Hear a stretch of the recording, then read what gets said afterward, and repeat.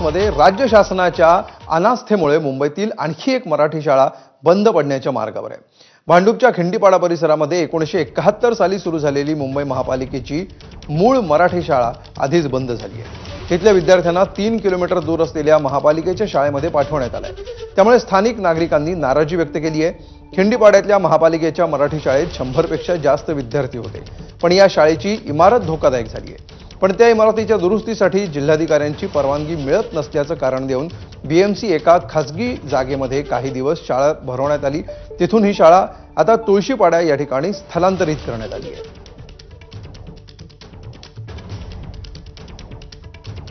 याचं कारण मुख्य सांगितलं जातं की शाळा मोडकळीस आली आहे, तसेच त्यामुळे धोकादायक परिस्थिती असल्यामुळे ही शाळा कोसळू शकते असं सांगून विद्यार्थ्यांना निरंकारी भवन या ठिकाणी त्यांनी शिफ्ट केलं।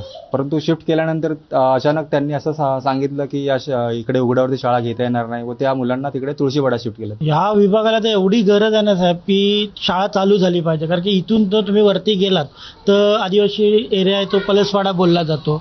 तिकडची बहुतेक पोरं इथे शाळेत शिकायला यायची, आता ते कुठे जाणार शिकायला? त्यांच्याकडे ऑप्शनच नाही आहे। इथून 1.5 किलोमीटर चालत जायचं ते तर पॉसिबलच नाही, की साधनच नाही आहे। तर ही खूप महत्त्वाची शाळा आहे आणि आज तो बोलतो की मराठी टिकली पाहिजे, पण अधिकारी टिकायला देत नाही ना। मला असं म्हणायचं होतं की अधिकारी येणं गरजेचं होतं की तो त्यांचा जो खालचा अधिकारी बोलू शकत नाही आपण, त्यांची जी कामं सांभाळत होतो येणं गरजेचं होतं। क्लर्क वगैरे होता आणि त्या क्लर्कला जेव्हा प्रश्नाची उत्तरं विचारली आम्ही, त्यांनी आम्हाला काही उत्तर न देता सांगितलं की आम्ही एस वॉर्डला मीटिंग लावतो, तुम्ही तिकडे या। म्हणजे आम्ही पालकांना घेऊन तिकडे जायचं का?